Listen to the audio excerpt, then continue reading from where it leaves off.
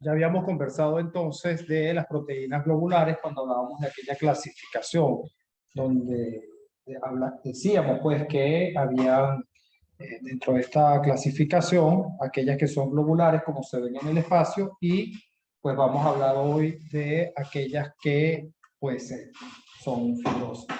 Dentro de estas fibrosas, la alfa-queratina, el colágeno y la fibroína, como ejemplo, tienen una relación estructural proteica que llevan a una función biológica. Estas proteínas comparten propiedades que confieren fuerza, elasticidad o fuerza y elasticidad. Es decir, algunas estructuras necesitan tanto fuerza como ser elásticas y otras solamente esa fuerza de tensión, dependiendo de donde se encuentre. En cada caso, la unidad estructural fundamental de estas proteínas es la repetición de un elemento simple de estructura secundaria. De allí la importancia de estudiar esta parte de las estructuras. Todas las proteínas fibrosas son insolubles en agua, tienen esa característica. Esto es debido a la elevada concentración de residuos de aminoácidos de tipo hidrofóbicos que están presentes tanto en el interior de estas proteínas como en la superficie de las mismas. Estas, en estas moléculas hidrofóbicas se encuentran dentro, en gran parte en el interior, debido al empaquetamiento de muchas cadenas polipeptídicas similares para elaborar ese complejo macromolecular o supramolecular que vamos a hablar. La simplicidad estructural, sin embargo, en estas proteínas fibrosas las hace muy útiles para ilustrar algunos de los principales fundamentos sobre las estructuras de las que hemos hablado hasta ahora. Entonces, como les decía,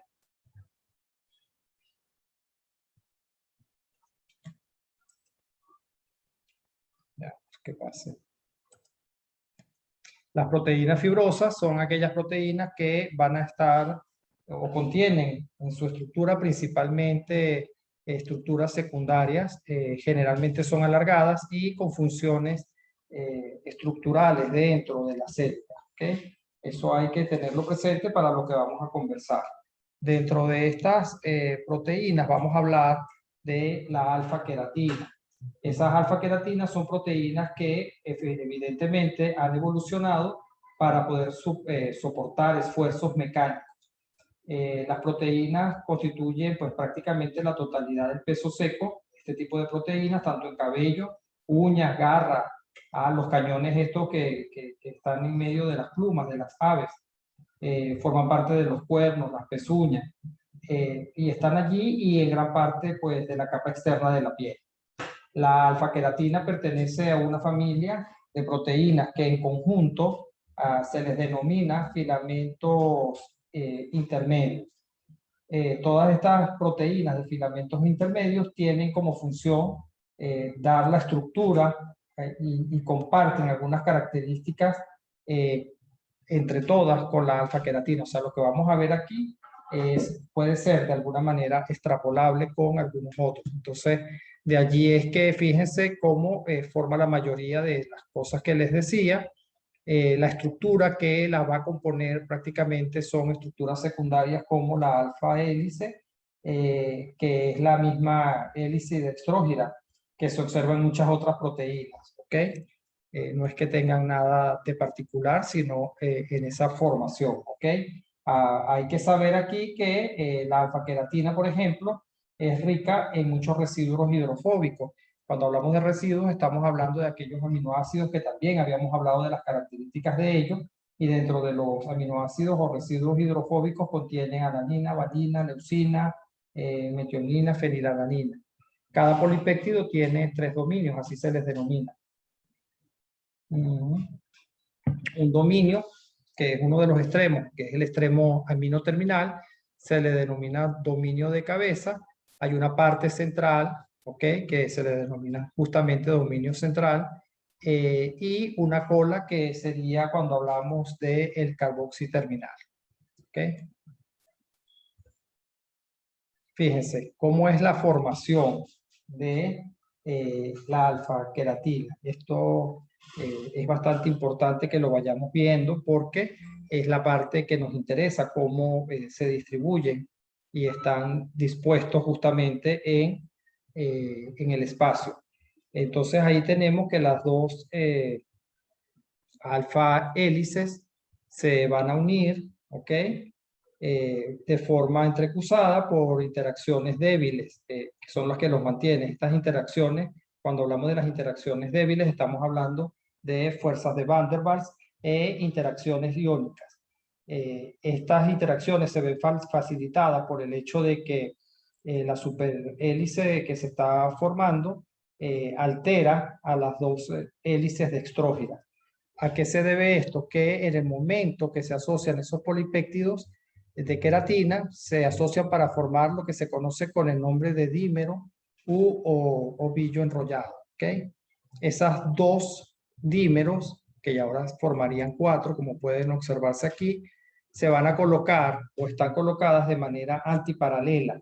Y eso hace que de algún modo pues, se alteren las dos hélices y que haya aproximadamente 3.5 residuos por vuelta en vez de los 3.6 residuos que generalmente hay.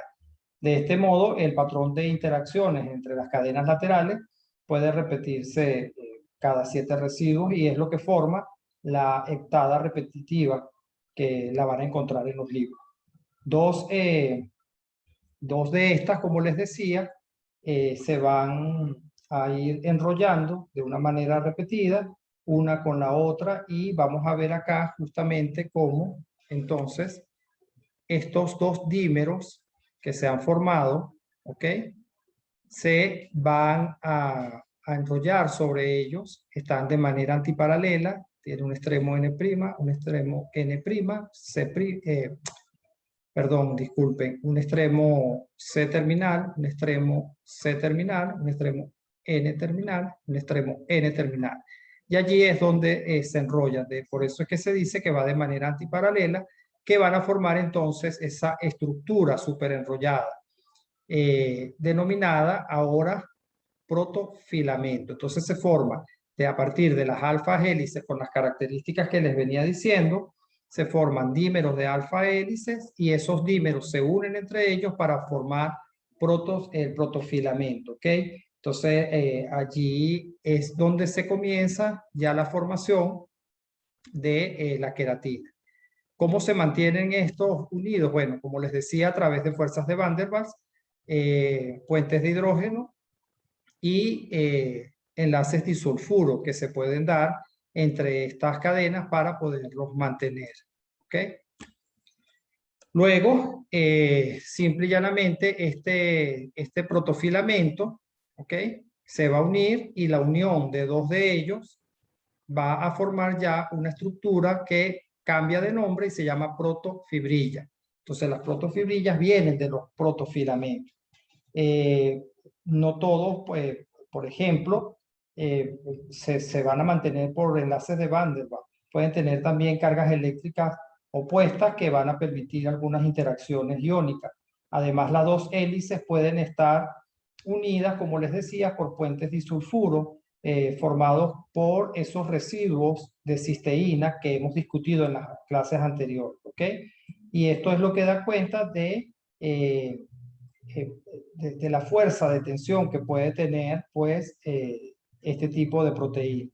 Los puentes disulfuros que son covalentes se resisten mucho a la ruptura y por lo tanto cuando se estira y se suelta, ella por atracción vuelve, libera esa fuerza. Si liberamos esa fuerza de tracción que le estamos dando, entonces volvería a su estado original, pues.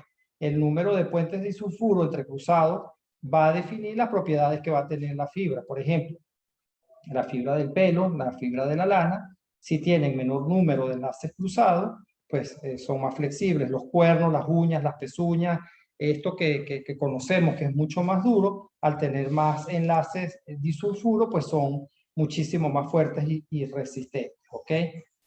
Allí hay que entender cómo es que se forma entonces esta parte de los superenrollamientos.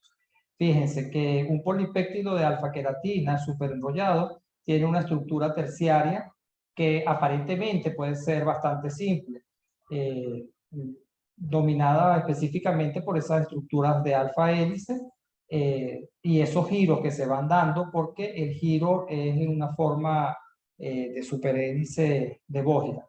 El enrollamiento que se va a dar allí por los polipéptidos en el alfa-hélice es un ejemplo de lo que podríamos decir estructura cuaternaria. Los superenrollamientos de este tipo se presentan con mucha frecuencia en otros elementos estructurales de proteínas filamentosas y la proteína muscular que van a ver ustedes toda su estructura y todo esto en fisiología, que es la proteína llamada miosina, ¿ok? La estructura cuaternaria de la alfa-queratina puede ser bastante compleja. Muchas estructuras súper enrolladas pueden ensamblarse en grandes complejos supramoleculares, como les decía, y la resistencia de las proteínas fibrosas se fuerza también gracias a los entrecruzamientos que hay entre esas cuerdas que están formando justamente esa estructura molecular. Los entrecruzamientos que estabilizan esta estructura cuaternaria, hay que recordarlo que son esos enlaces disulfuro, que son los que le dan esa dureza y esa resistencia, ¿ok? Y así es como se forma, cuando nosotros lo podemos ver a través de esta imagen, se forma cada una de estas fibras que finalmente van a formar lo que son lo que es la alfa-queratina, ¿ok?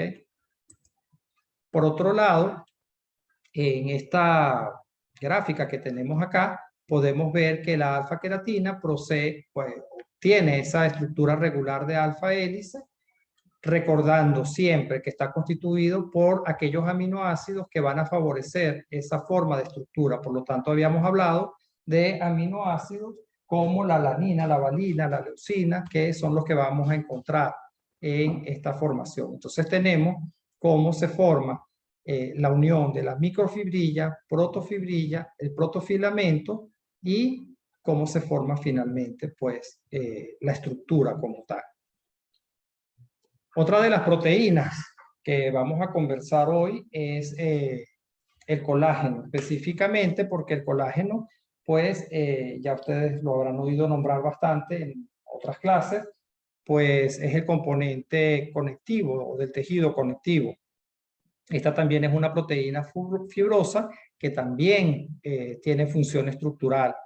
En la secuencia de esta proteína fibrosa, tenemos algo interesante porque hay una repetición siempre muy periódica de 3 aminoácidos.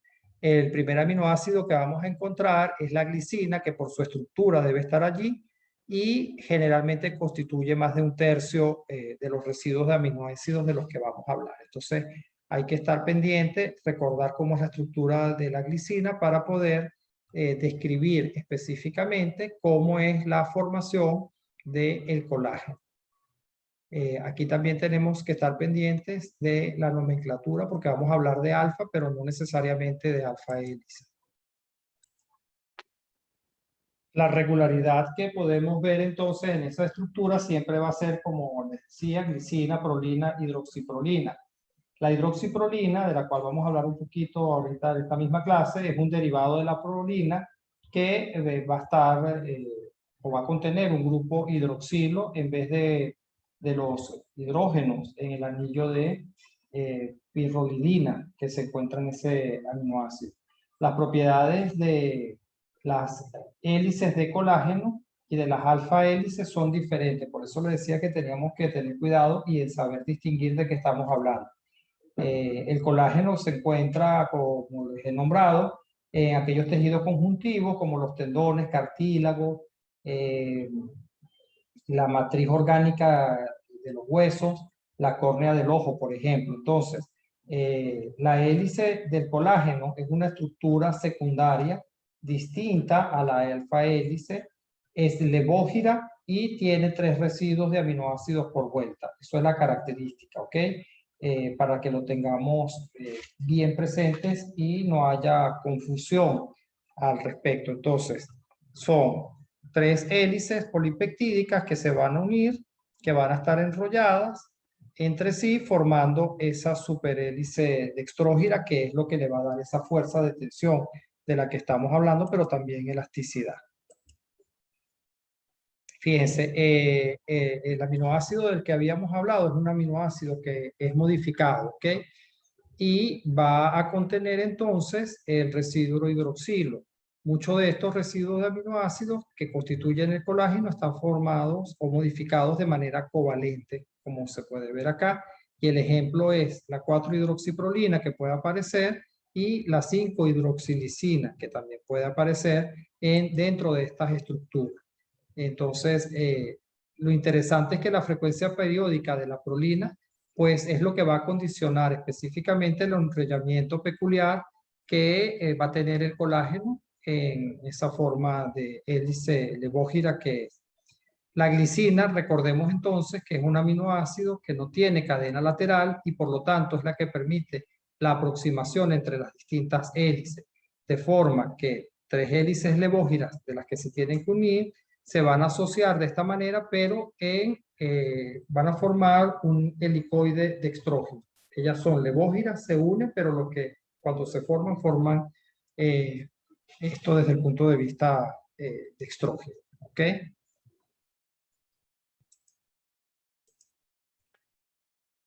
Así para poderse pues, formar este tipo de estructuras van a faltar los puentes de hidrógeno dentro de las hebras, pero en vez de ello, la hélice va a estar estabilizada por repulsión estérica que va a haber dentro de los anillos de pirrilodina, de los residuos de prolina e hidroxiprolina que van a contener. Estos anillos se mantienen mutuamente alejados cuando la cadena polipeptídica pues adopta su forma helicoidal característica, que como decíamos va a tener 3 residuos, o sea, 3 aminoácidos por cada web. 3 hebras se van a enrollar mutuamente para formar una soga con un cable, algo así que va a estar estabilizado por puentes de hidrógeno entre las hebras. Los puentes de hidrógeno que se establecen van a ser entre los grupos aminopeptídicos de la glicina y los grupos carbonilo de los residuos de las otras cadenas. De allí es donde se van a formar esos puentes de hidrógeno que van a poder mantener entonces esta estructura. También para estos puentes de hidrógeno participan tanto los grupos hidroxilo de las hidroxiprolinas como las que les acabo de mencionar, por lo tanto, pues se da esa fuerza reconocida. Ahora bien, precisamente aquí quería hacer un alto porque la carencia de estos grupos hidroxilos, es decir, cuando aparece prolina en vez de hidroxiprolina, pues ya vemos que no hay manera de ocasionar estos puentes de hidrógeno. Entonces, cuando esto ocurre, se padece una enfermedad llamada escorbuto. Ya vamos a hablar más o menos de lo que es el escorbuto para que ustedes tengan una idea de parte del estudio de esto. En el interior de esa triple hélice, como pueden ver acá justamente, es bastante apretado y esto se debe a que la glicina aparece en esa tercera posición de cada hebra. Entonces, el residuo de glicina puede encajar en esa posición en el interior justamente porque no tiene esa cadena lateral R. Entonces, de allí es que se ha evolucionado justamente para que pueda haber esa estructura compacta de el colágeno.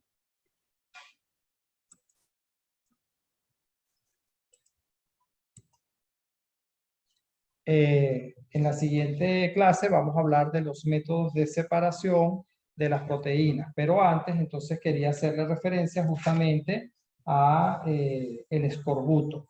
Cuando hablamos de escorbuto hablamos que hay una deficiencia de vitamina C. La vitamina C la utiliza la enzima, no quiero andar mucho en esto porque ya lo vamos a ver pronto, pero las enzimas necesitan de cofactores. Entonces, el cofactor que necesita la enzima que va a producir o va a hacer la transformación de prolina a hidroxiprolina, justamente es la vitamina C, que está comprometida allí en la reducción y oxidación de algunos de los componentes de esta enzima. Por lo tanto, cuando hay déficit de vitamina C, pues por supuesto no hay una formación adecuada de las estructuras necesarias, por ejemplo, de la prolina de la hidroxiprolina e hidroxilisina. Por lo tanto, entonces no hay pues esa estructura como tiene que ser general del colágeno. Y eso produce pues sangramiento de las encías principalmente, porque allí pues la fricción es diferente, sobre todo cuando nos cepillamos los dientes, y eso hay que investigarlo. Pues casi no se ve, debido a que hay que recordar que la vitamina C pues se puede consumir de diferentes maneras. Me refiero, así como puede aparecer desde el punto de vista en el mercado. Hay que ver los requerimientos de vitamina C diaria, y en el consumo de algunos alimentos, particularmente como el brócoli, por ejemplo, pues estamos consumiendo la vitamina C. Entonces, cuando no hay vitamina C, se provoca es la inestabilidad del colágeno, y por supuesto entonces vamos a tener problemas en el conjuntivo observados típicamente en este tipo de enfermedad.